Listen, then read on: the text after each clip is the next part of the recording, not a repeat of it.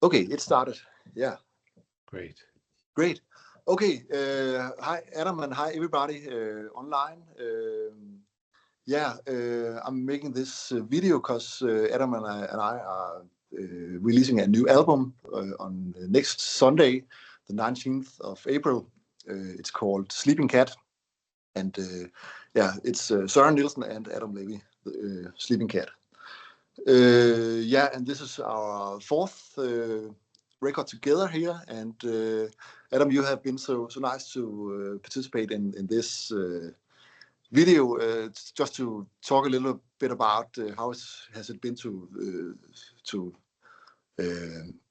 be on this music, and some other questions about guitar and gear and touring and playing. Yeah.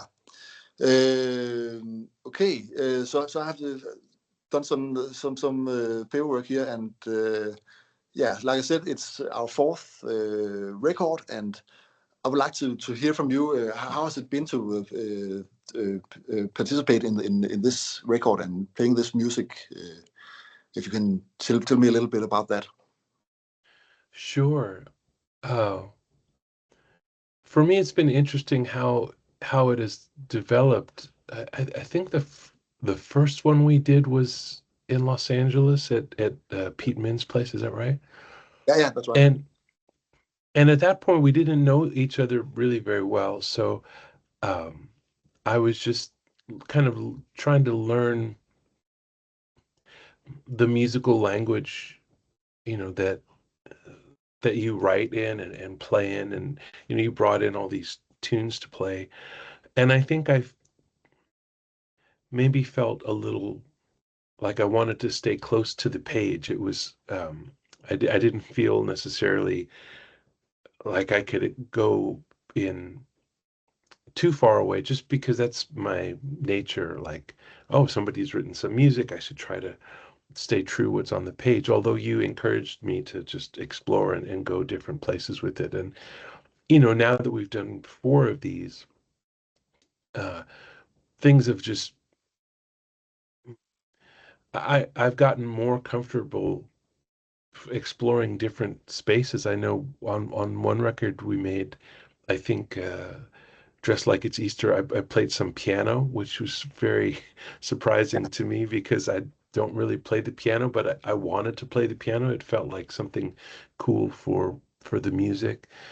And same with this last one. There's always some new dimension. So it's interesting to me how your tunes, they're very clear, but they also leave a lot of um, they invite exploration, in a way, because they are so clear and straightforward that there might just be 12 or 16 bars of music on the page, and that's really just like the start of a conversation. So as we've gotten to know each other over the last several years, I feel like those conversations just get more interesting and uh, more personal for both of us. Yeah, and thank you. And I can totally see that. Yeah, I mostly just write, music where it's quarter notes and simple chords, and just to have a frame, and then we can put in whatever color figures and stuff like that we can put in it. Um, and also, yeah, I've thought about that from the get-go with the first record, that it has to be some music that we can play just here and now, and it couldn't be too complicated, because that was not, we only had 8 hours to do something, and it had to be, yeah, simple. Um, yeah, and then that leads me on to the next thing I got here. I can see that you make records with a lot of people, and sometimes it's a new group or new artist you play with from day to day. Uh, is there any hard parts about that? Like being what's the animal called, the chameleon? Changing color, and or do you always feel like that you come with your own true self, or yeah, what's the thing about that? Yeah, well, the that's the ideal anyway, that I would come with my true self. Uh, I can be a bit,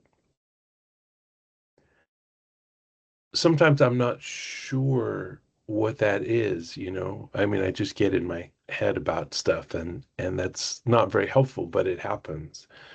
Um,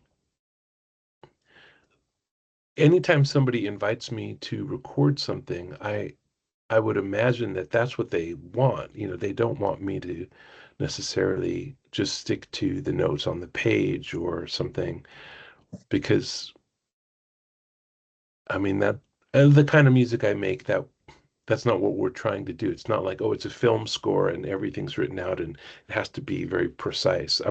That's not the kind of things that I get into. So when I play with different groups and different artists, I try to be as, it's almost hard to say. Like, on the one hand, I have to be super present, like in the moment of what's happening right Yeah, now. Um, because that's how music is made, really, or improvised music anyway. Um, but I also have to think about, what can I offer this music, or what are the questions here, and how can I maybe not answer the questions, but live in them, and maybe ask more questions too. Music is such a wild thing. You write things on paper, like you're saying. I mean, they're kind of simple quarter notes and chords, yeah, but that's not what anyone would hear when they listen to the music. But you have to start with that. And so, just like you bring in tunes, I bring in myself to any recording session, and sometimes I bring in tunes as well.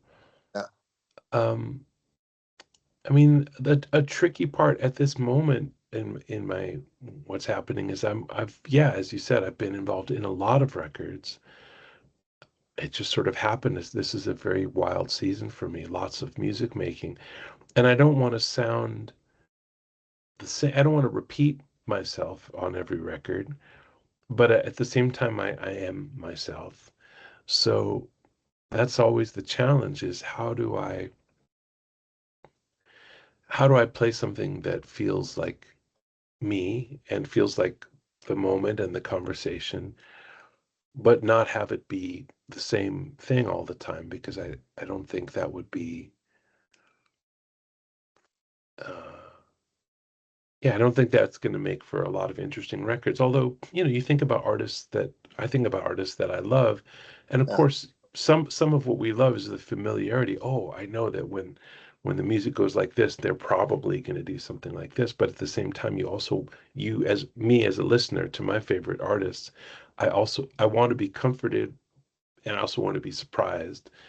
And um, I'm always trying to figure out how I can do both, be true to things I've done in the past, but also be looking forward and be present and play something I've never played before. Because that's really the whole idea of making a record, is to play something that's you never played before. yeah, yeah, totally. Yeah, yeah. You should never make a record that is just like the old one, right? Yeah. There has to be something new, kind of. Yeah, Yeah. And so that's that's what I'm thinking about, and trying to find new things that are interesting to me, and hopefully that will be interesting to anybody listening. yeah. Of course, of course. And you have made a bunch of record with your own name, in trios and duos and stuff like that.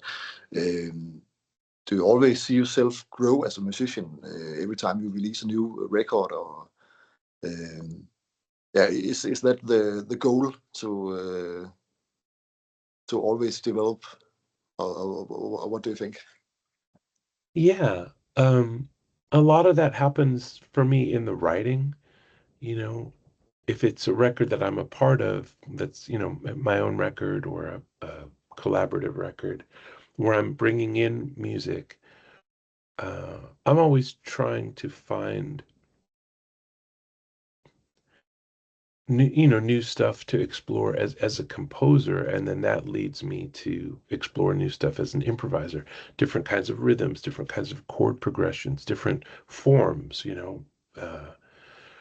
and the more that I write, the thing is, like, I make I have been making a lot of records, but even still, it's not like I'm in the studio day after day. These might be months apart in the studio, though they come out around the same time. But when I'm writing music for a record, then I tend to be at it every day.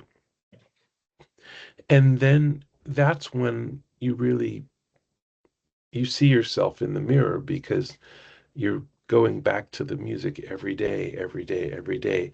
Yeah. And I notice what my habits are. Oh yeah, usually when I have this chord, it tends to go to that chord. Or usually if I'm writing a melody, if it goes up here, it's going to go down there, and things like that. And that's really helpful for me to grow as an artist, because when I look at that stuff every day, I tend to see what my habits are. And then I think about, how can I break those habits? How can I not make the melody go where I've gone before? How can I make the form different?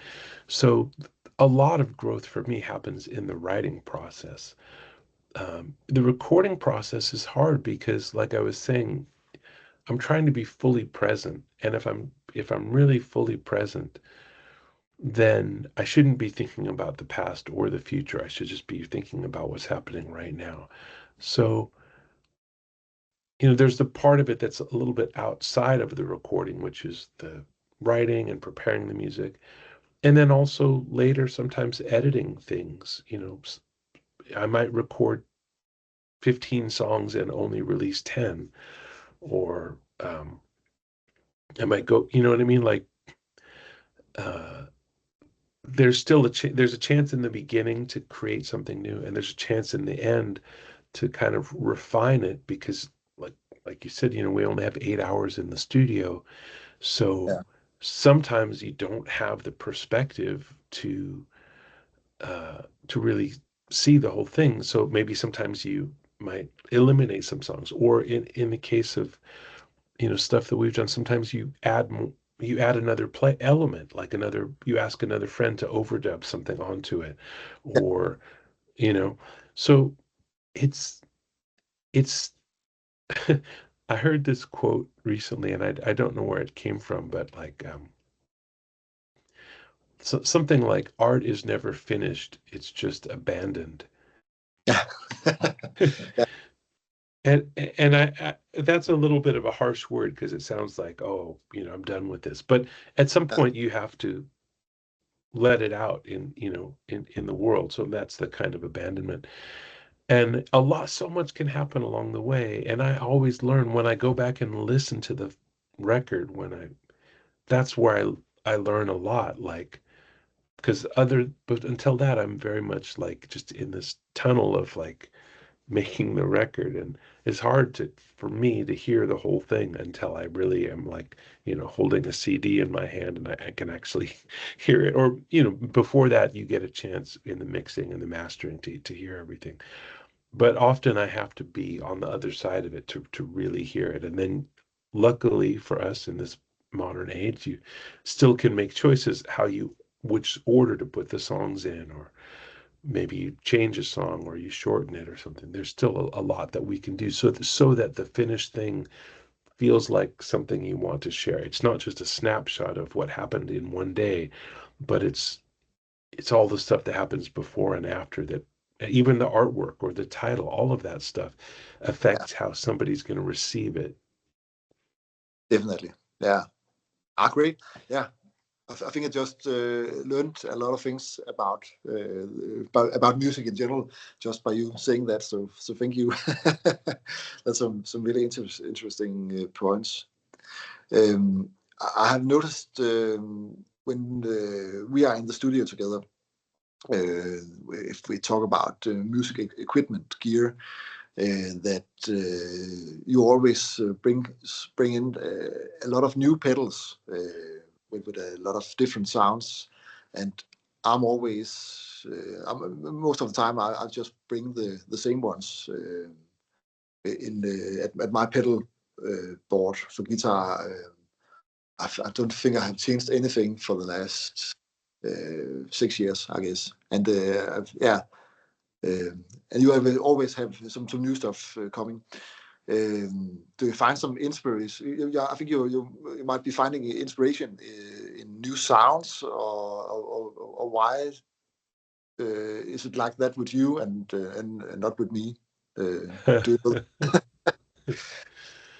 Well, I mean, I think it's cool. Yeah, you have these it's a Danish pedal maker, right? Yeah, Skudstrup, yeah, yeah, Yeah. Skudstrup. Um, I think part of why I'm changing all the time is some has a little bit to do with just practical, well, I don't know. Like I tour a fair bit. Uh, I tour with a singer named Liz Wright, and I sometimes do my own tours. And so sometimes I'm changing my pedal board because um, maybe I've made a recording with somebody, and some sounds happened in the recording session, not necessarily from my pedal board, but just in production, uh, different effects, different amplifiers, whatever. And then when that record is done, and if I'm going out and trying to play some of that music, I may change around my pedal board to try to get back into what that music sounds like on the record, because well, that's not really the right answer. Um, I love the idea that I would have, because I really only have a few guitars. Like you might, a lot of guitar players have a big collection of guitars. I think for most, compared to most of my friends, I have a fairly small collection. So I'm not changing guitars as much all the time. But when I tour and record, I'm often away from home. So I have to use whatever amp is there. And um, sometimes I don't have my main pedal board.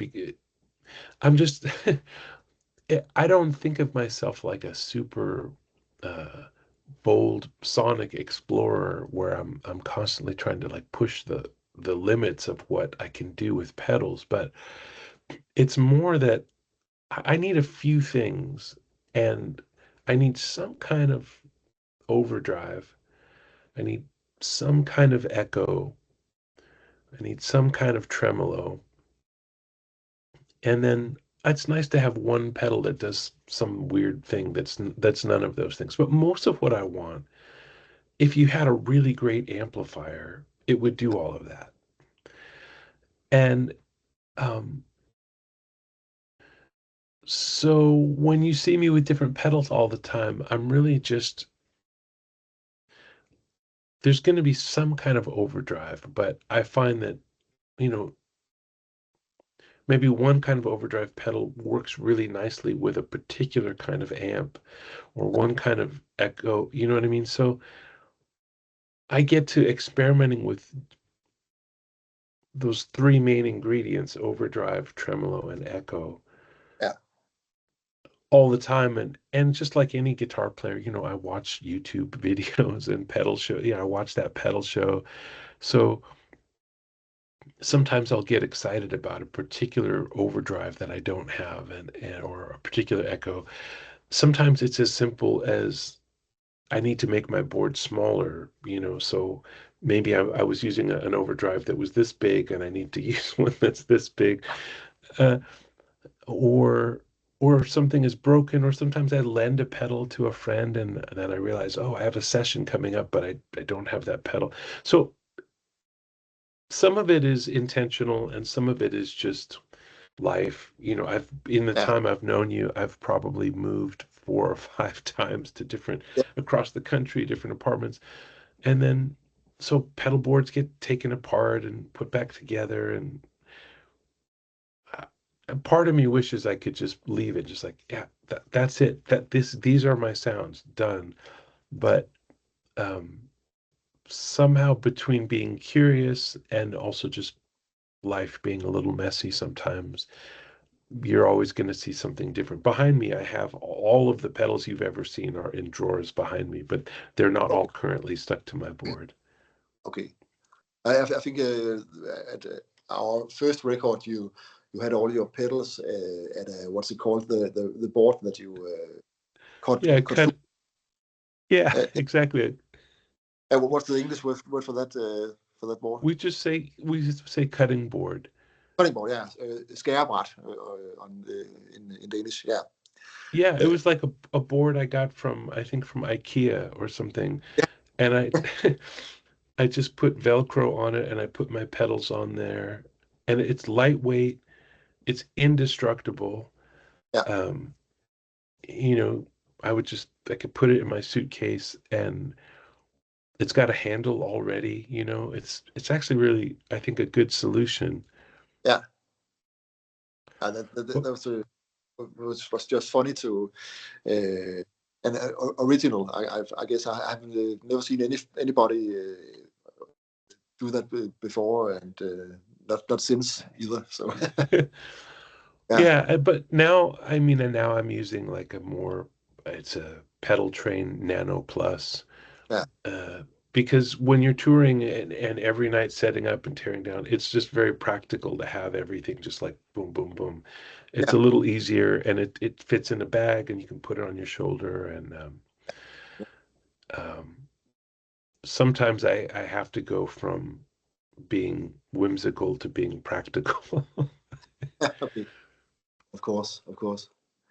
Yeah, and we're working on a tour in Denmark, November this year, and that's it's like you're touring with Liz Wright before that, and we try to make some gigs in Denmark when you're done with that.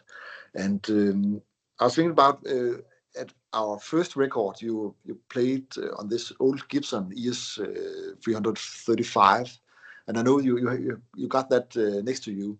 Maybe you Yeah. can show us that, and maybe tell us when it's from, and is there a story about this really beautiful guitar that you got there? Yeah. Um, so And my question was, I'm not sure if that fits in with your Liz Wright tour, but are we that lucky that maybe you're going to bring that to Denmark so we can hear you on this guitar, maybe? Or is that hard to tell? it's hard to tell. Yeah, I want to just, sorry, back up one thing about the pedals that you were asking. I just realized, like, um, and then I'll answer the question. I hope it's okay to jump I around a little bit. Like, I went to see recently, Bill Frisell played in Los Angeles, and part of his pedal board for years has been this Line 6 yeah, DL4, the green pedal. And he does all kinds of stuff with it that I don't know how he does it. Like, um, to him, he's able to use it like an instrument. When I have experimented with some pedals, I never get past the kind of first layer or second layer of what they can do. But he's gone way past that. Like, he's playing things live that he's putting into it that are going to come back later, maybe, an octave up or an octave down or yeah, backwards or something, or stacked up. And I mean, that's a unique pedal. Not every pedal lets you do all of those things. But just to say, although I do change pedals a lot, um, I love the idea that if you spend 10 years with a pedal or 20 years with a pedal, you start to do things with it that um, are just part of your language. It's almost as if it's in the guitar, like, yeah, that you could control things. It's on the floor, but it's still so. Um, I'm gonna maybe try to lock into if I had to pick two pedals to live my whole life with, I can tell you what they are, and they're not on my board right now for practical reasons. One is a Boss OD3 overdrive. I think it's the best overdrive. You can get them for $100 at any guitar store. Yeah. But on tour, I like to have a pedal that can do two different things. So I've been using uh, a different pedal that is also really great. But like just one simple pedal is not enough, and I don't want to have two overdrives because that's a huge amount of. I'm on a tiny board. Yeah. Same thing. My favorite Echo is the old Electro Harmonics Deluxe Memory Man. Oh, It's yeah. incredible, but it's almost as big as a laptop. Like I can't justify putting it on my pedal board. But at home, that's what I use a lot. I'll just take my own amp to whatever the gig is and the deluxe memory man, and that's the greatest thing. But again, like when I'm playing other people's music, sometimes I need to pick the right tools for the music and that will fit on my board, that will fit in my suitcase, so it's very practical. Anyway, that is a long answer. Let me talk about this guitar. i Yeah. I probably will not bring it to Denmark uh, because it's I just worry about it, getting beaten up on the road. Yeah. Um, I mean, I have taken this guitar to Europe. I do have a heavy case, so maybe in a perfect world I would, because this is my guitar. Yeah. This is me, you know. Um, so what it is, it's a 1964. I'm trying to get the whole thing in here. It's a Yeah. Gibson ES335. It's a lot of beautiful wear and tear on it. You can see um, the pickups are the original pickups, but the guy that I bought it from told me that he had reversed them because when he got it, this one was too loud and this one was not loud enough, so he switched them. Ah. But they're the original pickups. You can maybe see this guitar had a Bigsby on it, and that's what these holes are from, was from the Bigsby installation. But before I bought it, somebody had put a stop tailpiece on it. So yeah, when I was very young, I got a 335. When I was 13, I got one that was brand new in 1979. But a 1979 Gibson is very different from a 50s or 60s Gibson. And I would read all these interviews with great guitar players, and they were always talking about, oh, I have this, late 50s one or early 60s one. I loved Larry Carlton, who has one, I think, from 63 or something. Yeah. Um, and so they were iconic, and I'd heard them on recordings, but I just didn't have the money to buy a vintage guitar. I was just playing the guitar that I got for my 13th birthday for years. I mean, that guitar, I've I've made a lot of records on that guitar, which people would probably think is not that special of a guitar, late 70s Gibson. But um, when I started touring with Nora Jones and I was making more money, I thought, man, I should just buy the guitar that I'm dreaming of, why not? And this is before the internet really like was this. I mean, this is like 2003 or four. Of course, the internet existed, but we didn't have things like reverb, and you couldn't just search for any guitar and boom, there it is. Like, Yeah. so I wrote an email to my favorite vintage guitar store that I knew about, which was in San Francisco. They're called Real Guitars. Great shop, been there forever. I used to live in San Francisco. I would go there all the time. I wrote to them, and they didn't even have a website where you could look at what they had. You would just call them or write to them and say. So I asked if they had something like this, and the owner wrote back and he said, the store doesn't have one, but I have one. This was from his own collection, Wow. and he said, I'm not playing it that much. If you want to buy it, I'd sell it to you. And he said the price, which was pretty fair, and he sent me some pictures. This is 2004, so the pictures he sent are like, grainy. It's not like now where we just have these super cameras in our phone, My family came home, so I'm just going to change the room. Yeah. Okay. Yeah, sorry.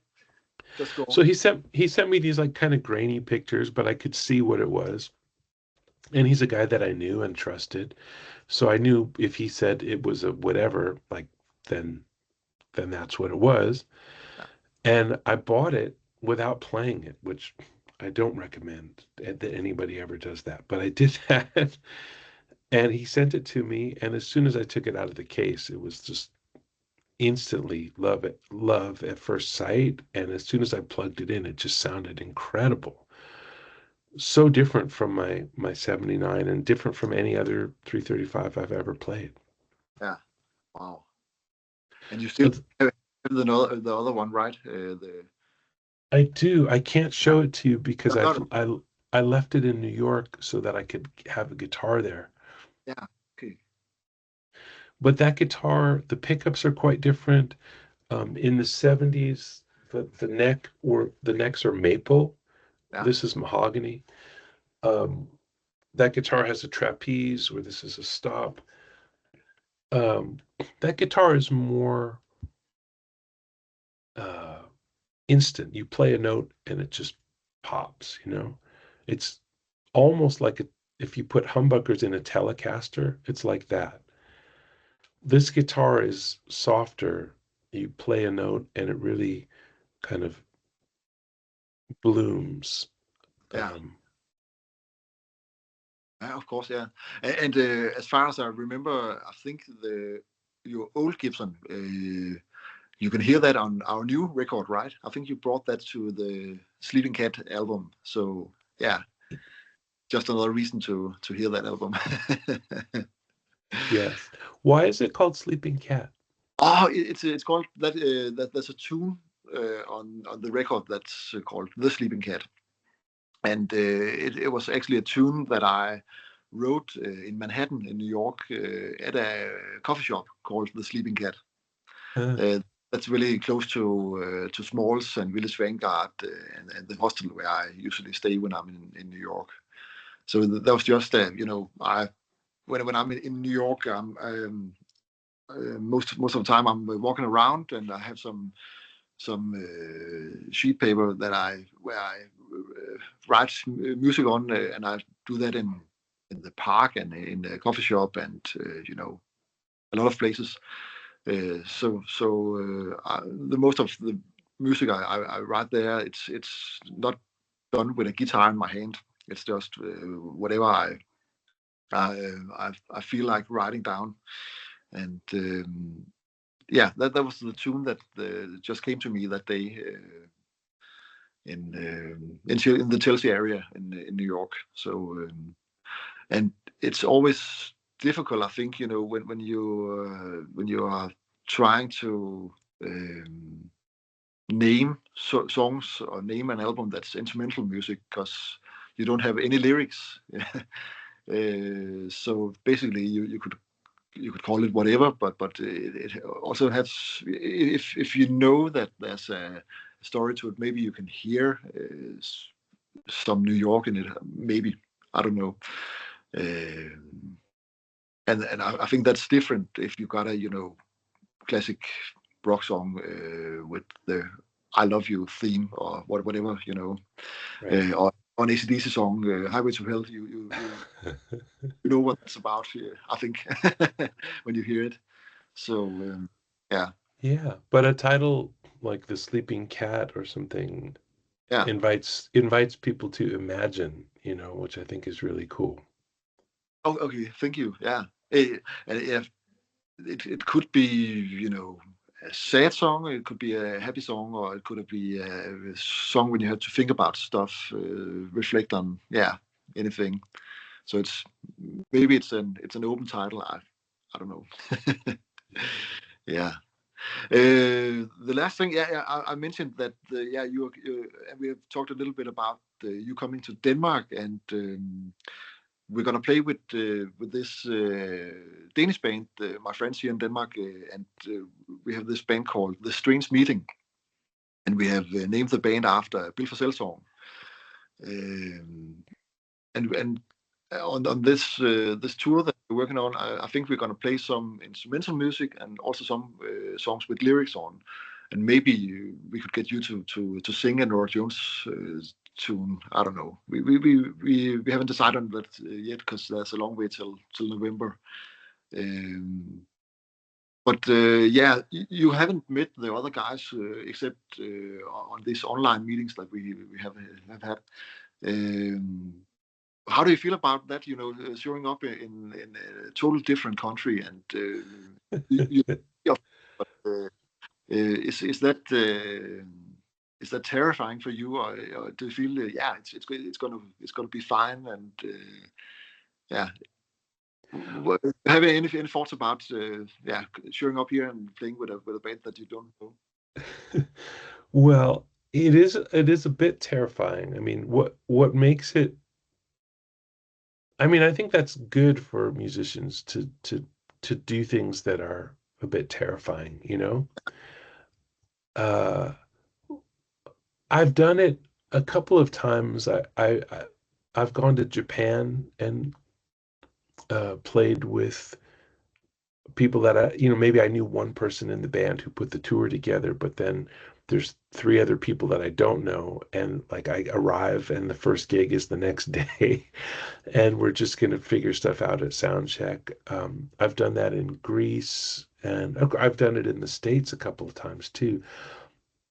My preference would always be to play with the people that I know, but then that can get boring, and also sometimes it's not possible, so I'm excited. Of course, I know you now and I trust you. And if you feel like this is going to be a good band for us, then there's nothing for me to worry about. But I still won't know what it's going to. Music is such a funny thing. Like,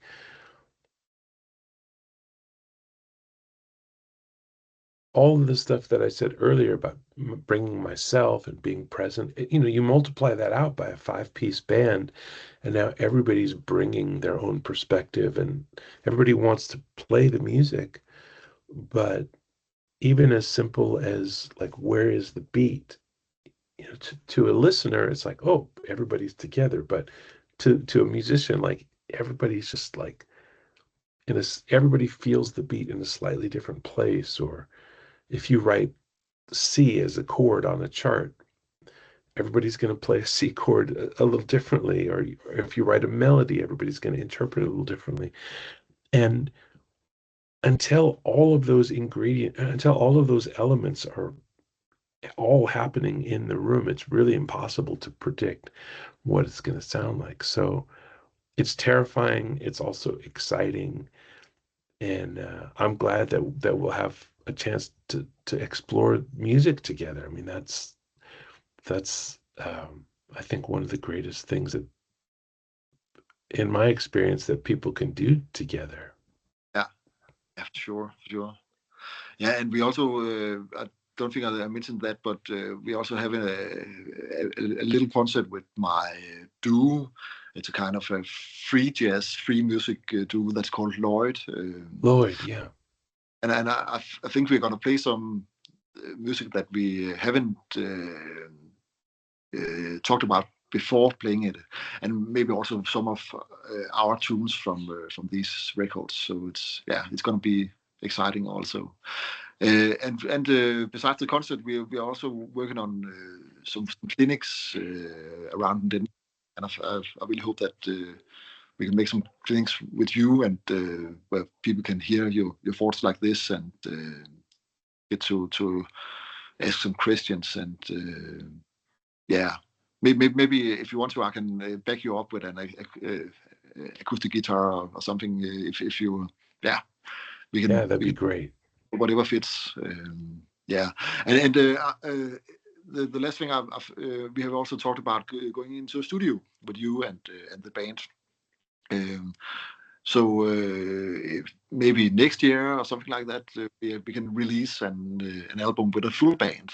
So it's not only our duo thing.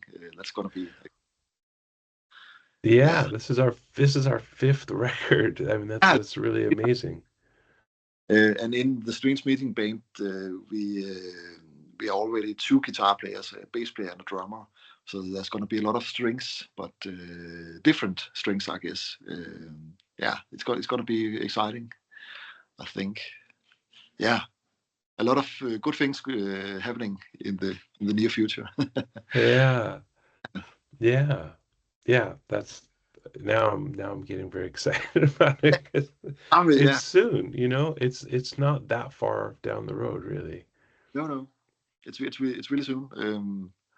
Yeah, and our, yeah, we like I said, I said to start, we have made 4 albums.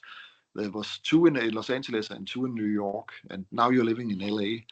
Are you planning on going back to New York and living there again, or or are you settled in LA now? You know, I think we'll, I mean, who knows, but uh, I think we'll be here for a while. You know, this is our house. We own this house, and uh I think it will make sense for us to stay here for a while. yeah, okay. That's also yeah seems like a nice place to be in. So yeah, Yeah, that oh, sorry, go ahead. and maybe next time we are gonna play or make a duo record. I think we should do that in LA then, if you're not in New York at that point. So yeah, Yeah. Or maybe try something different. Maybe we'll make a record in Nashville or something, you know, meet in the oh, middle. that could be a really fun thing to do. We can team up with what's his name, Charlie Sexton, maybe, and make a big Wow. review. I don't know the guy, but I think he's got something good to say. I think. Absolutely. Yeah, he's an incredible musician. Yeah. Yeah, maybe we should do that. We can talk about that at some point. That sounds good. Thank you for be willing to be in this conversation, and thank you. I think I've learned a lot of things about a lot of things just in this past 30, 40 minutes of how long. So yeah, see you soon, Adam, and yeah, and pretty soon you're going to be in Denmark, and it's going to be a blast, I think. Awesome. Awesome. Yeah, I'm very much looking forward. I'm same, excited. same. Yeah. Have a nice Sunday, and everybody should listen to this record that we do in a week. It's gonna be great.